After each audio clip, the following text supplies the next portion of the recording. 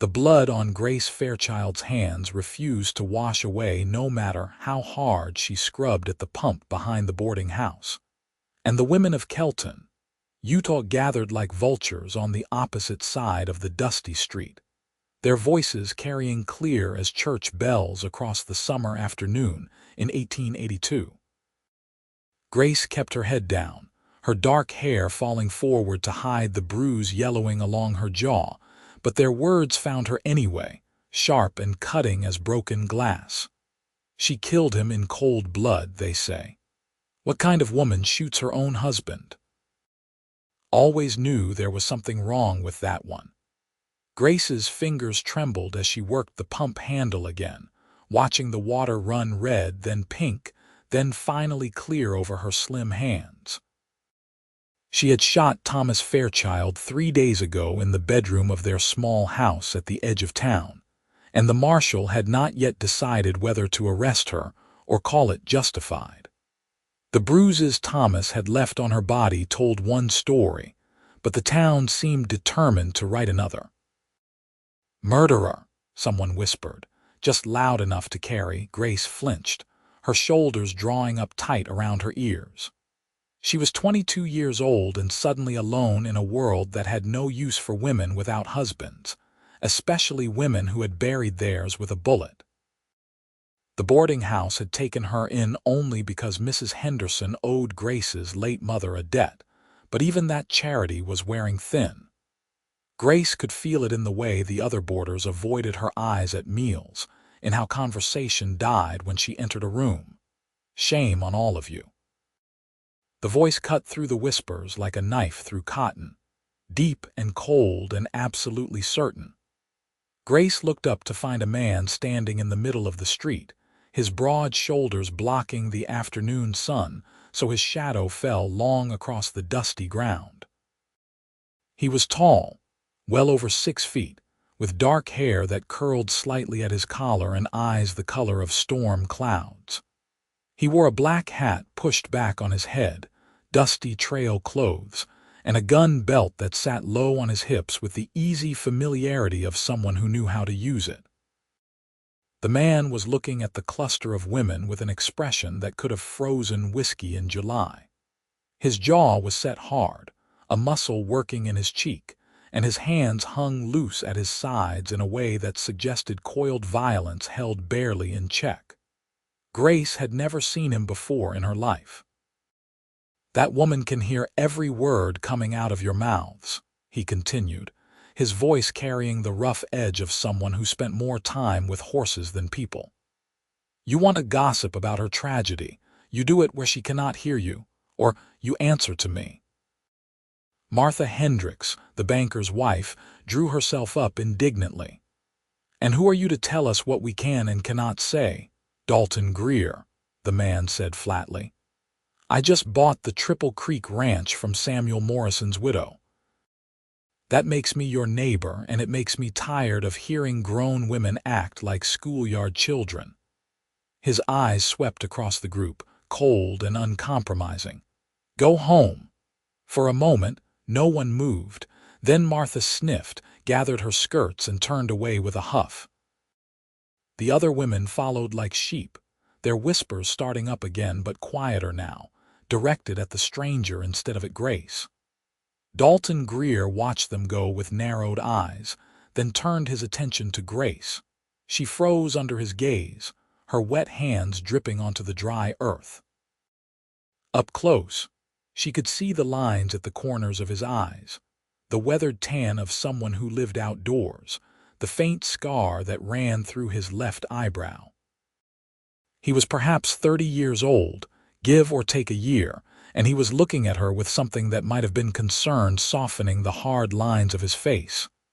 "You all right, madam?" he asked, his voice gentler now but still rough around the edges. Grace swallowed hard. "Why did you do that?" "Because it was the right thing to do." He glanced back at the retreating women, then returned his attention to Grace. "I do not know your story, but I know cruelty when I see it, and there is no excuse for kicking someone when they are down. You will make enemies," Grace said quietly. This town does not forgive easily, and defending me will not win you any friends. Something that might have been a smile ghosted across his face. I have never been much good at making friends anyway. He touched the brim of his hat. Dalton Greer, like I said, just arrived in town this morning. Grace Fairchild. The name felt strange on her tongue, a reminder of a marriage that had been nothing but pain and fear. Thank you for what you did, but you should stay away from me. The town has already decided I am guilty, and being seen with me will only hurt your reputation. My reputation can handle it, Dalton said. Then he paused, studying her face with those stormy eyes. You need work, Grace blinked, surprised by the sudden shift. What? Work. A job. The Triple Creek needs a cook and housekeeper. Previous owners let the place go to hell, and I cannot run cattle and keep house at the same time. He said it matter-of-factly, as though offering employment to a woman the town wanted to hang was the most natural thing in the world. It would mean living out at the ranch. You would have your own room, separate from the main house. Pay is $30 a month plus room and board. It was more money than Grace had ever earned in her life. It was also a lifeline thrown to a drowning woman, and they both knew it. You do not know me. You do not know what I did. I know you have bruises, Dalton said quietly, and Grace's hand flew instinctively to her jaw. And I know the look in your eyes. I have seen it before in women who survived things they should not have had to endure. If you shot your husband, I am guessing he gave you reason to.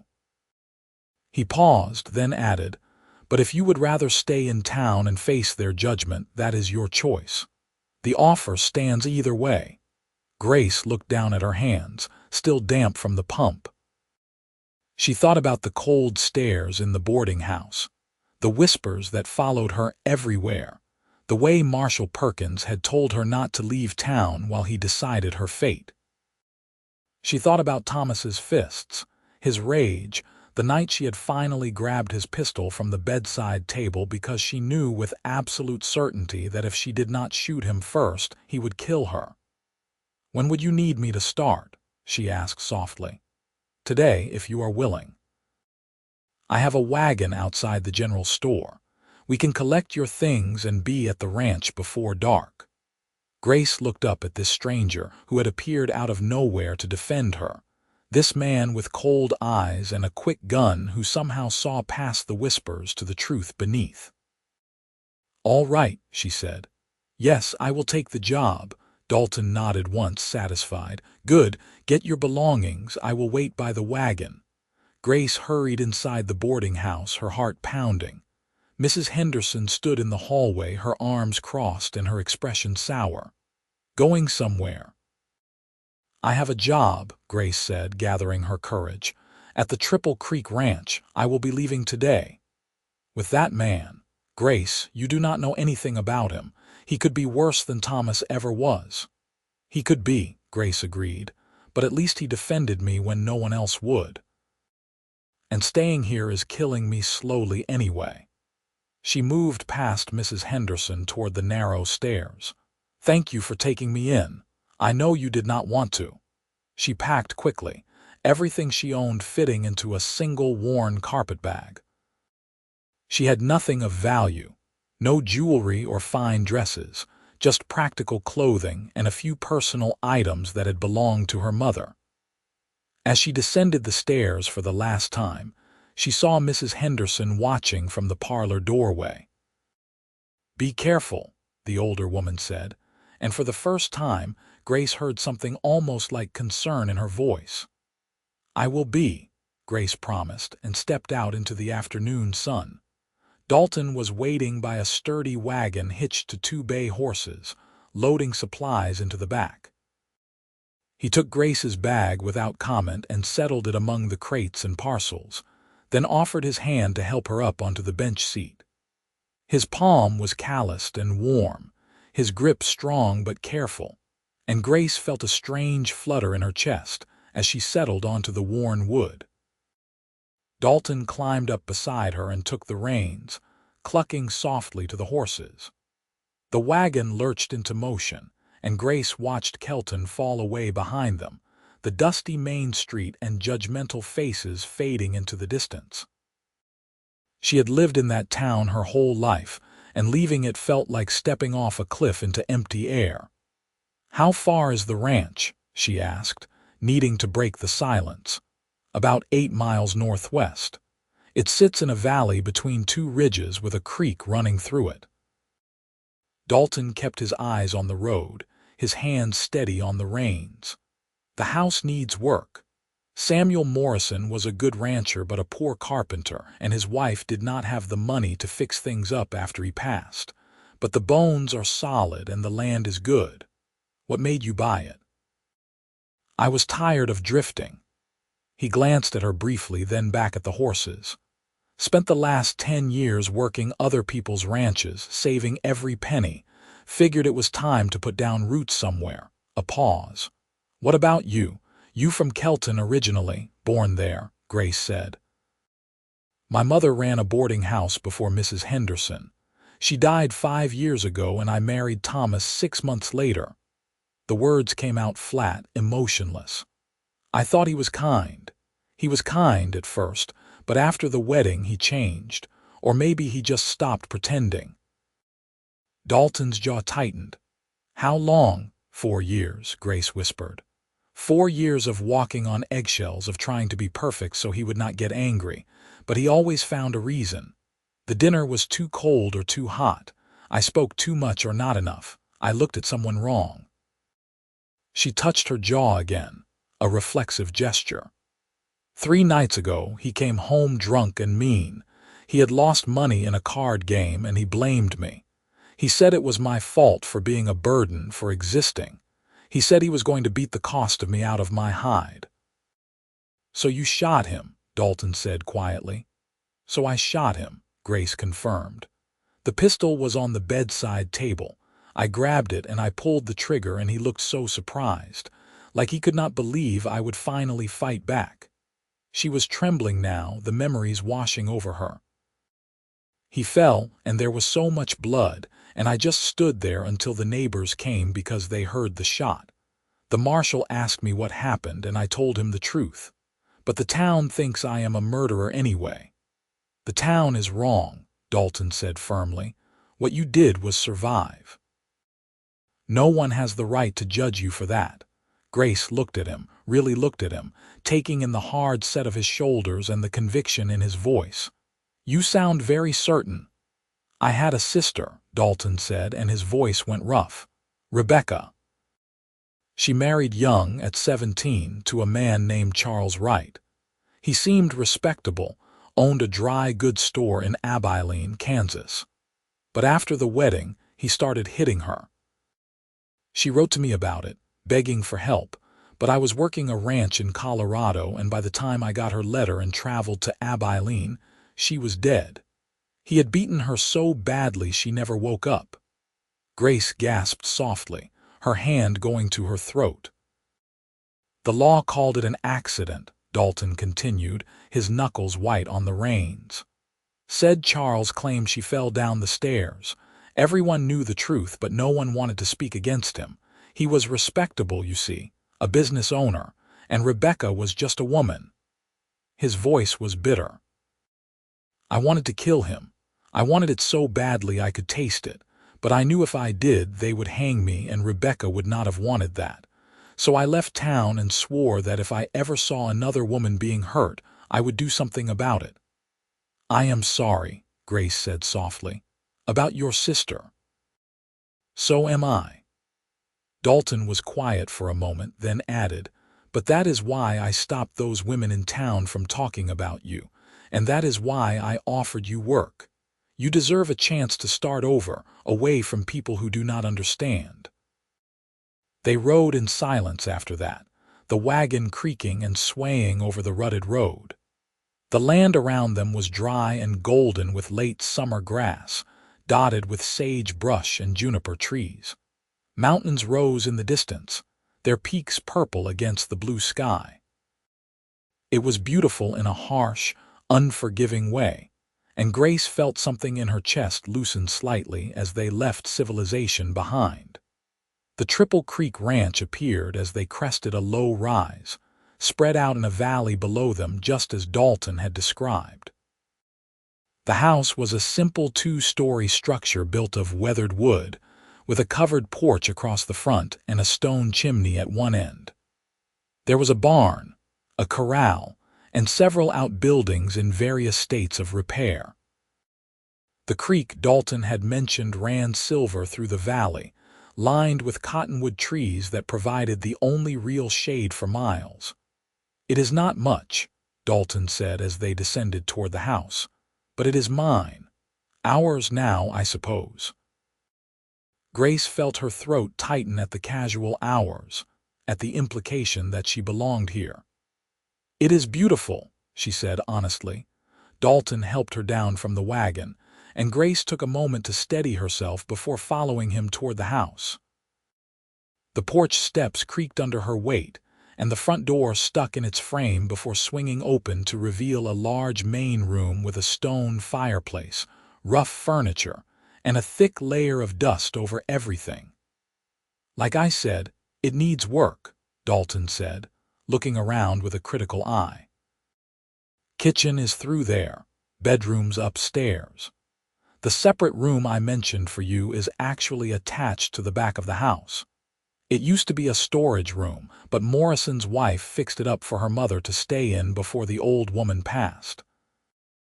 It has a bed, a stove, and a door that locks from the inside." Grace caught the significance of that last detail.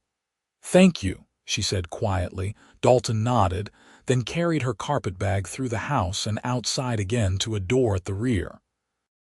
The room beyond was small but clean, with a narrow bed, a potbelly stove, a washstand, and a single window that looked out toward the creek.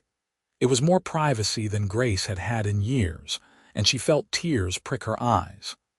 "I will leave you to settle in," Dalton said. "There is food in the kitchen. Help yourself to whatever you need. I will be out in the barn tending the horses if you need anything." He left, closing the door softly behind him, and Grace sank down onto the bed.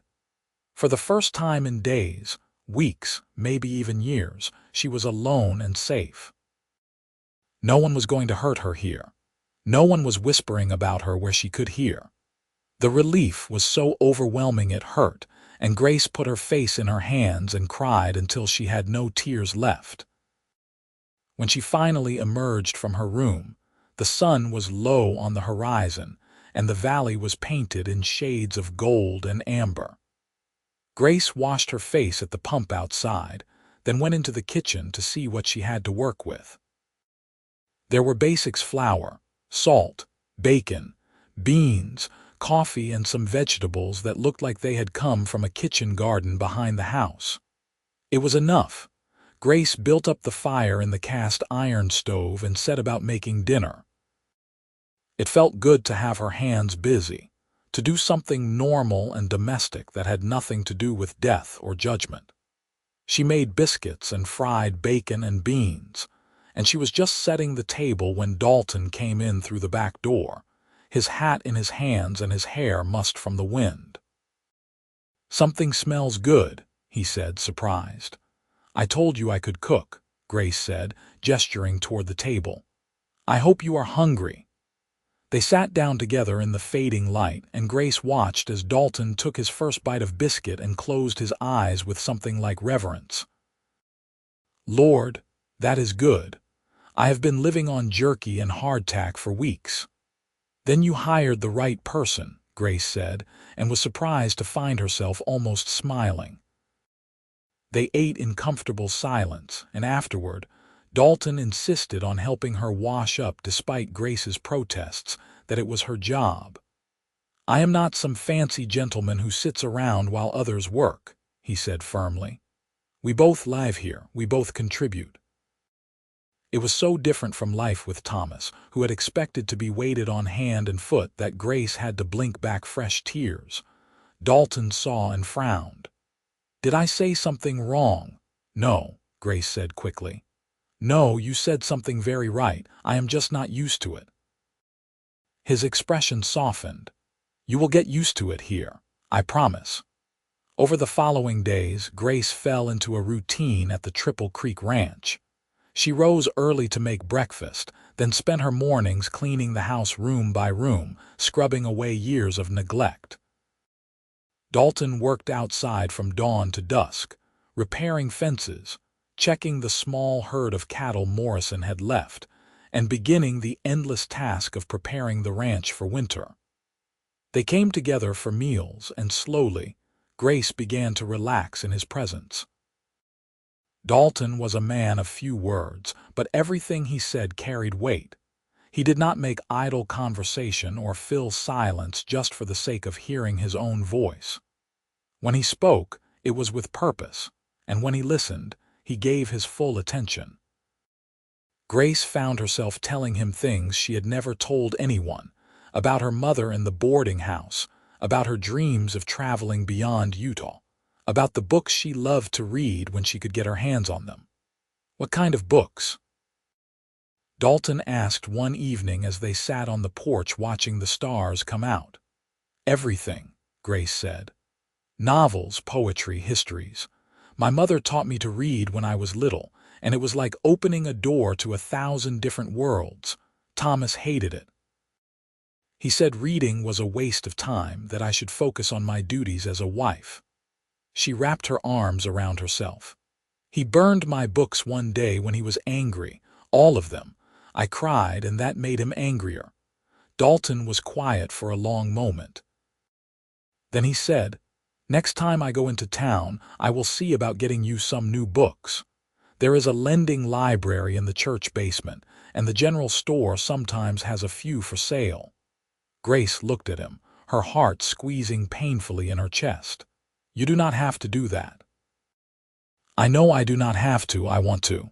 He met her eyes in the dim light. "You deserve good things, Grace. I wish you believed that." "I am trying to," she whispered. 2 weeks after Grace arrived at the Triple Creek, Marshal Perkins rode out to the ranch. Grace saw him coming from the kitchen window and felt her stomach drop. Dalton was in the barn, and she hurried out to meet him there, her hands shaking. "The marshal is here," she said breathlessly. Dalton looked up from the saddle he was mending, his expression immediately hardening. "Stay behind me."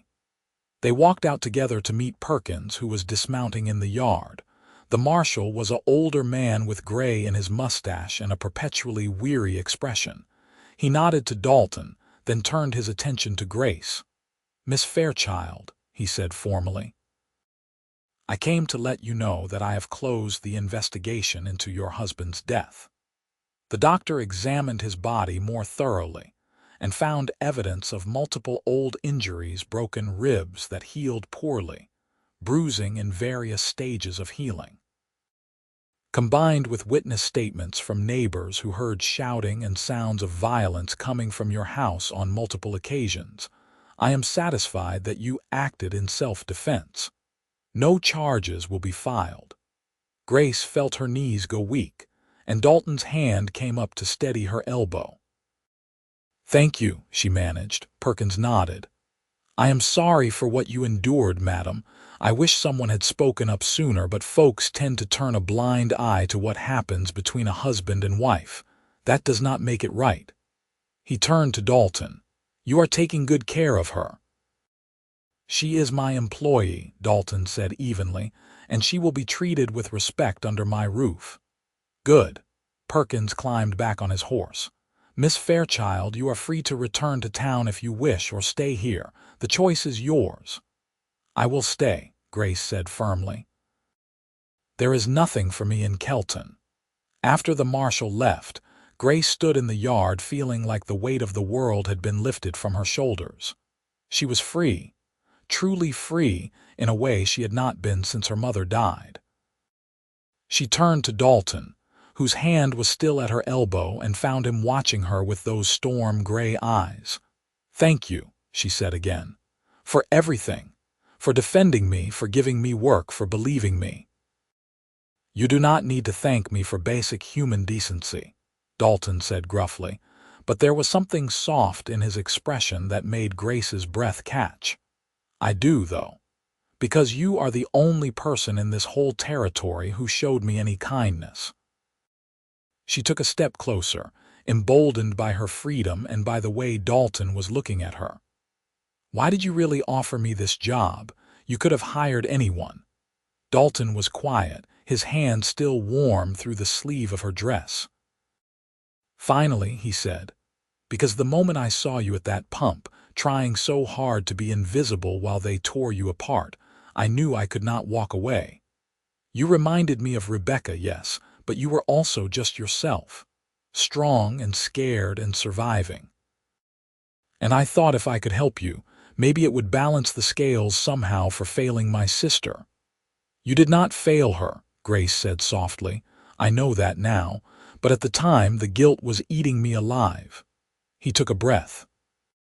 "And if I am being completely honest, I offered you the job because I wanted you to stay. Even then, after knowing you for all of 5 minutes, I did not want you to disappear from my life." Grace's heart was pounding so hard she was sure Dalton could hear it. "I did not want to disappear either," she admitted. "When you defended me, I felt something I had not felt in years. Hope, maybe, or possibility, I do not know. But I got on that wagon and came here, and I have not regretted it for a single moment." Dalton's hand slid up from her elbow to her shoulder, his touch gentle. "Grace," he said, and her name sounded like a prayer on his lips. "I am not good with words. I have spent most of my life with horses and cattle, not people, but I need you to know that having you here has changed everything. This house feels like a home now instead of just a building. And when I come in from working and see you in the kitchen or hear you singing while you clean, I feel something I have not felt since Rebecca died. I feel content." "Dalton," Grace whispered, her eyes burning with unshed tears. "I know it is too soon," he continued quickly. "I know you just got free of a terrible marriage and the last thing you need is another man complicating your life. But I wanted you to know how I feel, so there are no secrets between us. You are safe here, Grace. Whether you feel the same way I do or not, you are safe, and you have a place here for as long as you want it." Grace reached up and placed her hand over his where it rested on her shoulder. "It is not too soon," she said. "Or maybe it is, but I do not care. I feel it too, Dalton. This pull between us. I have tried to tell myself it is just gratitude or relief at being away from Thomas, but it is more than that. When I am with you, I feel seen, not as a victim or a burden or a possession, but as a person, as myself." She took a shaky breath. "I care about you. More than I probably should this quickly. But after everything that has happened, I do not want to waste time pretending I do not." Dalton's other hand came up to cup her cheek, his thumb brushing carefully over the fading bruise on her jaw. "I would never hurt you," he said fiercely. "I need you to believe that." "I do believe it," Grace said, and she realized with a start that it was true. This man who had defended her to strangers, who offered her work and safety, who listened when she talked and made sure she had a door that locked, she trusted him in a way she had never trusted Thomas, even in the beginning. "I do." Dalton bent his head slowly, giving her every opportunity to pull away, and pressed his lips gently to her forehead. It was chaste and sweet, and it made Grace want to cry with how tender it was. "We will take this slow," he murmured against her skin. "As slow as you need. I am not going anywhere." "Neither am I," Grace promised, and meant it with everything in her. The weeks turned into months, and Grace watched autumn paint the valley in shades of red and gold. She and Dalton grew closer, slowly and carefully, building something real between them. They talked for hours in the evenings, sharing stories and dreams and fears. Dalton told her about growing up on a ranch in Wyoming, about the death of his parents in a typhoid outbreak, about drifting from job to job trying to outrun his grief over Rebecca. Grace told him about her lonely childhood after her father died, about the way Thomas had isolated her from everyone she knew, about the moment she realized she had to fight back or die. Dalton brought her books from town, as promised 3 novels and a collection of poetry that Grace clutched to her chest like treasure. In return, she made him his favorite meals and learned how to mend his work shirts, and once, on a particularly cold night, brought him coffee while he was working late in the barn. He had looked up at her with such grateful surprise that Grace had kissed him on impulse, a quick press of lips that left them both breathless. After that, the kisses came more frequently. Dalton would steal one in the kitchen while Grace was washing dishes, or Grace would rise on her toes to kiss him goodbye before he rode out to check the cattle. They were always gentle, always restrained, both of them aware of the boundaries Grace needed to heal. But as the weather turned colder and the first snow dusted the peaks of the mountains, Grace found herself wanting more. She wanted to fall asleep in Dalton's arms instead of alone in her small room. She wanted to wake up beside him and watch the sunrise paint his face in gold. She wanted, quite simply, everything. It was early December when she finally found the courage to tell him. They were in the kitchen after dinner, and Grace was putting away the last of the dishes when she turned to find Dalton watching her with an expression that made her pulse quicken. "What?" she asked, suddenly self-conscious. "You are beautiful," Dalton said simply. "I was just thinking how lucky I am that you are here." Grace set down the dish towel and crossed to him, her heart in her throat. "Dalton, I need to tell you something." His expression immediately became concerned. "What is wrong?" "Nothing is wrong. Everything is right, actually, and that is what I need to tell you." She took a breath. "I have been thinking, and I know we have been taking things slow, but I do not want slow anymore. I want you, I want us. I want to build a life with you, a real life, not just as your employee, but as your partner, your wife, if you will have me." Dalton stared at her, his eyes wide with shock. "Grace, I know I am the woman who is supposed to be proposed to, not the one doing the proposing," Grace rushed on. "But I have spent too much of my life being passive, letting things happen to me instead of choosing them. And I am choosing you, Dalton. I am choosing this, if you want me to." "If I want you." Dalton's voice was rough. He reached for her, pulling her close. "Grace, I have wanted you since the moment I saw you at that pump. I have wanted to marry you for months now, but I was afraid to ask because I thought you needed more time." "I have had enough time," Grace said, wrapping her arms around his neck. "I know what I want. Do you?" "Yes," Dalton said fervently and kissed her with a passion that took her breath away. When he finally pulled back, they were both trembling. "Yes, I want to marry you. I want to wake up with you every morning and go to sleep with you every night. I want to build this ranch with you and maybe, if you want them, fill this house with children. I want everything, Grace, with you." "Then let us do it," Grace said, laughing through happy tears.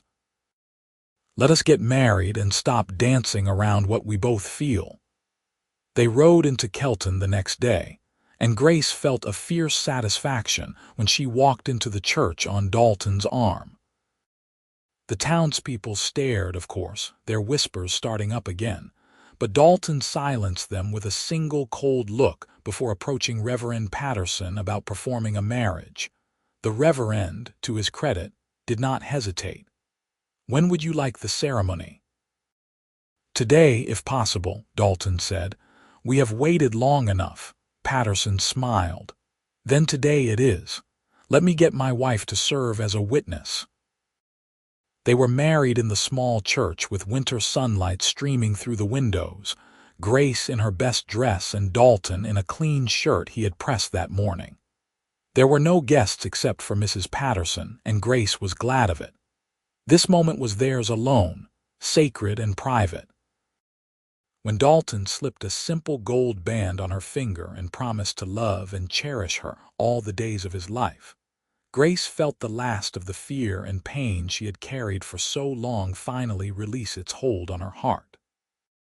"You may kiss your bride," Reverend Patterson said, and Dalton did, thoroughly and sweetly, while his new wife laughed against his mouth.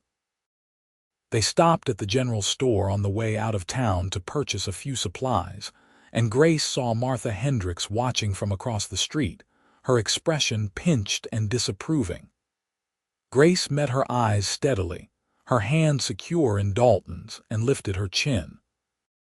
She was no longer the frightened woman who had scrubbed blood from her hands at the pump. She was Grace Greer now, and she had nothing to be ashamed of.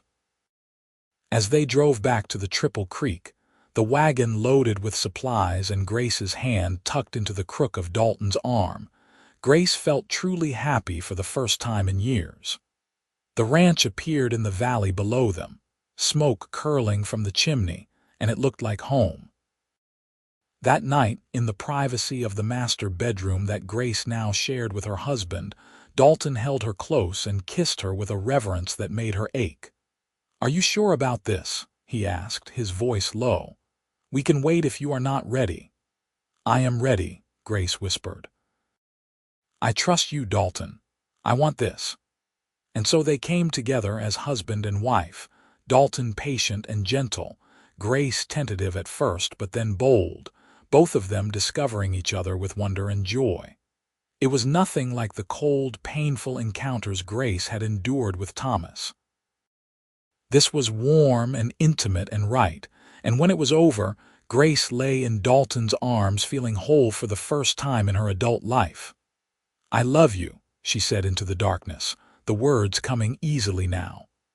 "I love you too," Dalton replied, pressing a kiss to her hair. "My brave, beautiful Grace." Winter settled over the valley in earnest after that, bringing heavy snows and bitter cold.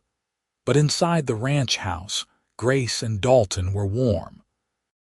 They spent the long evenings reading together by the fire, playing cards, talking about their plans for the ranch come spring. Dalton taught Grace how to play chess, and Grace taught Dalton how to bake proper bread instead of the dense biscuits he had been making for years. They laughed more than Grace had thought possible, and loved more than she had ever dreamed. In January, Grace realized she was pregnant. She had suspected for a few weeks but waited to be certain before telling Dalton. When she finally shared the news over breakfast one snowy morning, Dalton dropped his fork and stared at her in wonder. "A baby," he said, his voice cracking slightly. "A baby," Grace confirmed, her hand going to her still flat stomach. "Are you happy?" Dalton was around the table in an instant, pulling her to her feet and spinning her carefully in a circle. "Happy, Grace, I am overjoyed, terrified but overjoyed." He set her down and cupped her face in his hands. "You are going to be an amazing mother." "And you will be an amazing father," Grace said, covering his hands with hers. "Our child is so lucky to have you." Dalton became even more protective after that, insisting Grace rest more and refusing to let her do heavy chores. Grace rolled her eyes at his hovering but secretly loved it, loved being cared for so completely. As her belly grew, Dalton would place his hands on it in the evenings and talk to the baby, telling it stories about the ranch and making promises about the life they would build together. "Boy or girl, it does not matter to me," Dalton said one night as they lay in bed, "as long as you are both healthy and safe." "I think it is a boy," Grace said, running her hand over the swell of her stomach. "He kicks like he is already trying to run." "Then we will have our hands full," Dalton said with a laugh, pressing a kiss to her shoulder. Grace went into labor on a warm day in September, nearly a year after she had first arrived at the Triple Creek. Dalton rode like a madman to fetch the midwife from a neighboring ranch, and Mrs. Carson arrived just as Grace's pains were becoming unbearable. The labor was long and difficult, and there were moments when Grace thought she could not bear it, but Dalton stayed by her side the entire time, holding her hand and murmuring encouragement. When their son finally entered the world with a lusty cry, Grace wept with relief and joy. Dalton cut the cord with shaking hands, and Mrs. Carson cleaned the baby before placing him in Grace's arms. He was perfect, red-faced and squalling, with a shock of dark hair and eyes that would probably turn gray like his father's. "He is beautiful," Dalton said hoarsely, touching one tiny fist with a finger. "Grace, he is perfect." "What should we name him?" Grace asked, exhausted but glowing. Dalton thought for a moment. "Daniel," he said, "after my father, Daniel Greer." "Daniel," Grace repeated, testing the name. "Yes, that is perfect." Life with a baby was chaotic and exhausting and more wonderful than Grace could have imagined. Daniel was a healthy, hungry infant who kept them awake at all hours, but Grace did not mind. Every time she looked at her son, she saw the future she had nearly lost, the happiness she had fought so hard to claim. Dalton was a devoted father, rising in the night to help with feedings even though Grace insisted he needed his sleep for ranch work. He would rock Daniel for hours when the baby was fussy, singing off key cowboy songs that somehow always worked. Watching her husband with their son made Grace fall in love with him all over again. The ranch prospered over the following years. Dalton expanded the herd, hired a few ranch hands to help with the work, and built a new barn to replace the aging original. Grace kept the house, cared for Daniel, and managed the accounts with a sharp mind for numbers that surprised both of them. They made a good team, partners in every sense of the word. When Daniel was 2, Grace found herself pregnant again. This time, the pregnancy was easier, and when their daughter was born on a crisp October morning, Grace knew immediately that she had her mother's spirit. They named her Margaret, after Grace's mother, and called her Maggie. She had Grace's dark hair and Dalton's gray eyes, and from the moment she entered the world, she had her father wrapped around her tiny finger. 2 children, Dalton marveled one evening as he sat by the fire with Maggie asleep on his chest and Daniel playing at his feet. "How did we get so lucky?" "We chose each other," Grace said, settling beside him. "That is how." As the children grew, Grace and Dalton made sure to teach them about kindness and standing up for those who could not stand up for themselves. They told them stories about Rebecca, about Grace's mother, about the importance of helping others. Daniel grew into a serious, thoughtful boy who loved the ranch and following his father everywhere. Maggie was wild and fearless, always climbing trees and racing her brother, and asking endless questions about everything. On the 10th anniversary of the day they met, Dalton took Grace back into Kelton for dinner at the small hotel restaurant. It was the first time they had left the children overnight, and Grace was nervous but excited. As they walked down the main street, Grace saw some of the women who had gossiped about her all those years ago. They were older now, grayer, and they watched Grace with something that might have been respect or envy. Grace met their eyes calmly, her hands secure in Dalton's. She had nothing to prove to these women anymore. She had built a good life, raised beautiful children, and loved a man who loved her in return. Their opinions meant nothing. Over dinner, Dalton pulled out a small package wrapped in brown paper. "I got you something," he said, suddenly shy. Grace opened it to find a leather-bound journal, beautiful and expensive, with her initials embossed on the cover. "Dalton," she breathed. "You are always talking about the books you read and how much you love stories," Dalton said. "I thought maybe you would like to write your own. Our story, perhaps, or any story you want. I just wanted you to have the option." Grace looked at this man who still found ways to surprise her, who still thought about what would make her happy, and felt her eyes fill with tears. "It is perfect," she said. "You are perfect." "Not perfect," Dalton said with a smile. Just in love with you." That night, back at the ranch with their children sleeping peacefully in their rooms, Grace and Dalton made love with the comfortable passion of a long marriage. Afterward, as they lay tangled together in the darkness, Grace thought about everything that had brought them to this moment. The pain and fear of her first marriage, the courage it had taken to pull that trigger, the whispers that had tried to destroy her, the cold stares Dalton had used to silence them. "What are you thinking about?" Dalton murmured, his hand tracing lazy patterns on her back. "I am thinking about how far we have come," Grace said. 10 years ago, I thought my life was over. I thought I would either be hanged for killing Thomas or trapped in Kelton forever, hated and alone. And now look at us. We have children and a ranch in each other. We have everything." "We do," Dalton agreed. "And I am grateful for every day of it. Grateful that I happened to ride into Kelton that day, that I saw you at that pump, that I had the courage to speak up." "I am grateful you did too," Grace said, pressing a kiss to his chest. "You saved me, Dalton." "In every way a person can be saved." "You saved me too," Dalton replied. "I was just drifting before I met you, existing but not really living. You gave me purpose. You gave me home." They fell asleep like that, wrapped around each other, and Grace dreamed of the future.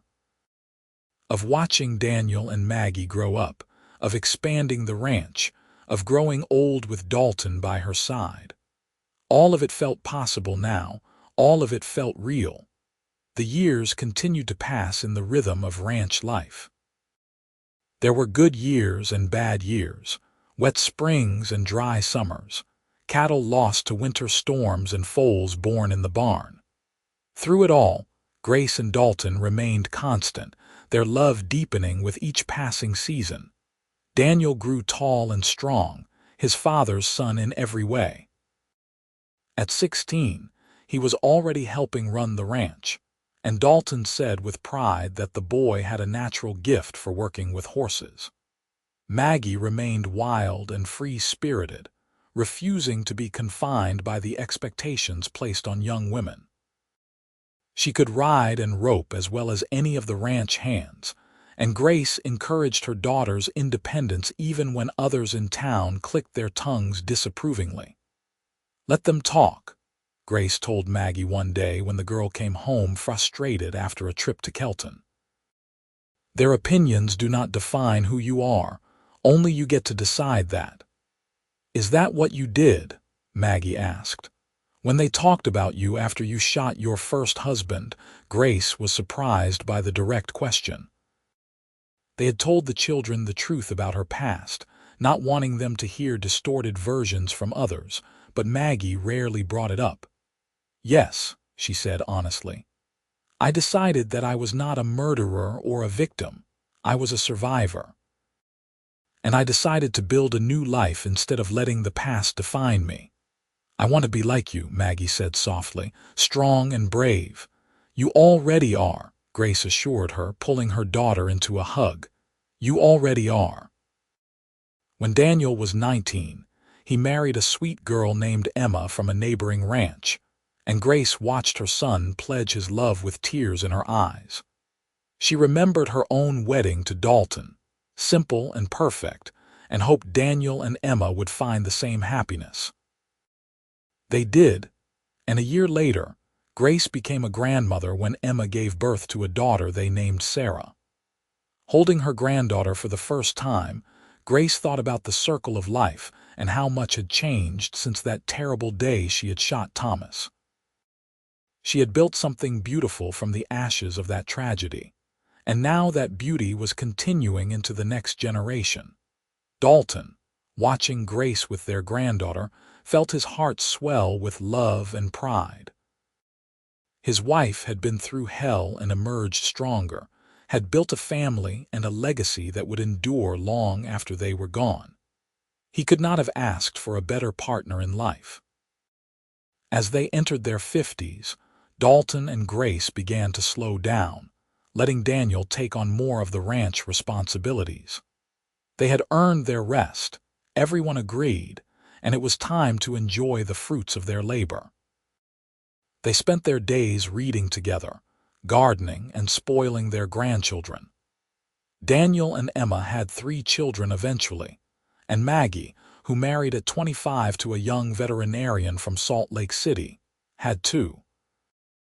The ranch house that had once felt too big was now constantly full of noise and laughter, of children running through the rooms and babies crying and young parents trying to keep order. Grace loved every chaotic minute of it. On a warm evening in late summer, when Grace was 58 and Dalton was 66, they sat together on the porch watching the sunset paint the valley in shades of pink and orange. Their grandchildren were playing in the yard, their children were inside preparing dinner, and the air was full of the sounds of family. "We did good," Dalton said quietly, taking Grace's hand. "We did," Grace agreed. "We did very good." "Do you ever regret it?" Dalton asked. "Coming here with me that day, taking a chance on a stranger." Grace looked at him, at the lines time had carved into his face, at the silver in his hair and the love in his eyes. "Not for a single moment," she said firmly. "You are the best thing that ever happened to me, Dalton Greer. You and this life we built together. You are the best thing that ever happened to me too," Dalton said, lifting her hand to his lips. "My brave Grace who refused to be broken, who fought her way to freedom and then chose to love again. You amaze me every day." "We amaze each other," Grace said with a smile. "That is the secret to a good marriage, I think, never stopping being amazed." They sat in comfortable silence as the sun dipped below the horizon and the stars began to appear. Inside the house, someone called them for dinner, but they took their time standing, their bodies creaking with age but their spirits still young. Hand in hand, they walked back into the house filled with the family they had created, into the life they had fought so hard to build. Years later, when Grace was 72, she woke one morning to find Dalton still and peaceful beside her. He had passed in his sleep, his heart simply stopping after 80 years of beating. Grace held him and wept, but through the grief, she felt gratitude. They had been given nearly 40 years together, 40 years of love and partnership and joy. Not everyone was so lucky. At the funeral, people came from all over the territory to pay their respects to Dalton Greer, the man who had built the Triple Creek Ranch into one of the most successful operations in Utah. But Grace knew the truth. He had built more than a ranch. He had built a family, a legacy, and a love story that would be told for generations. Grace lived for 3 more years after Dalton passed, surrounded by her children and grandchildren. She filled the journal Dalton had given her so many years ago with their story, wanting future generations to know about the cowboy who had silenced whispers with cold stares, and the woman who had found the courage to love again. When Grace died peacefully in her sleep at 75, she was buried next to Dalton on a hillside overlooking the ranch. Their grandchildren placed wildflowers on the graves, and their great-grandchildren, who had never known the struggles that had brought Grace and Dalton together, played in the grass nearby. The Triple Creek Ranch continued to thrive under Daniel's management and eventually passed to his children and then to theirs. The house was expanded and modernized over the years, but the original structure remained, a testament to the love that had been born there. And sometimes, on quiet evenings when the wind blew just right through the valley, people swore they could hear the echo of laughter from that porch, could feel the presence of the couple who had built something beautiful from pain and courage, and an unwavering belief in second chances. Grace and Dalton were gone, but their love remained, woven into every board and nail of the ranch they had called home, a reminder that sometimes the best stories begin with a stranger's kindness and a woman's courage to accept it. The town of Kelton, which had once whispered about Grace Fairchild with judgment and scorn, eventually came to remember her as one of their own. The story of how Dalton had defended her, how they had fallen in love and built a life together, became local legend. Young women facing difficult situations would sometimes visit Grace's grave, asking for courage. And in that way, the woman who had refused to let whispers define her became a symbol of strength for generations to come. The journal Grace had written sat in a place of honor in the ranch house, passed down through the family. In it, she had written about the day she met Dalton, about the way he had stood in the street and silenced the whispers with nothing but his presence and his conviction. She had written about falling in love, about building a home, about the joy of children and grandchildren.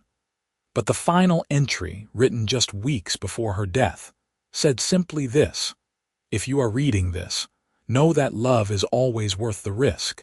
That courage can be found in the darkest moments. That whispers have no power unless you give it to them. I was broken and I was healed. I was lost and I was found. And all because a cowboy with cold stares and a warm heart saw past what everyone else saw and found the truth beneath. Find your own truth. Build your own love. And never, ever let the whispers win." And so the story of Grace and Dalton lived on, a testament to the power of love, courage, and the simple act of standing up for someone who could not stand up for themselves. In a wild land where survival often meant hardness, they had chosen softness. In a time when judgment came easy, they had chosen understanding.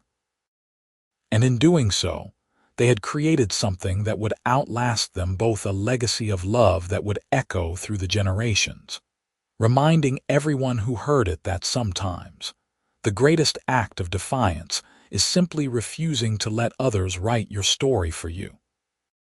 The Triple Creek Ranch stood as it had for over a century, a monument to that legacy.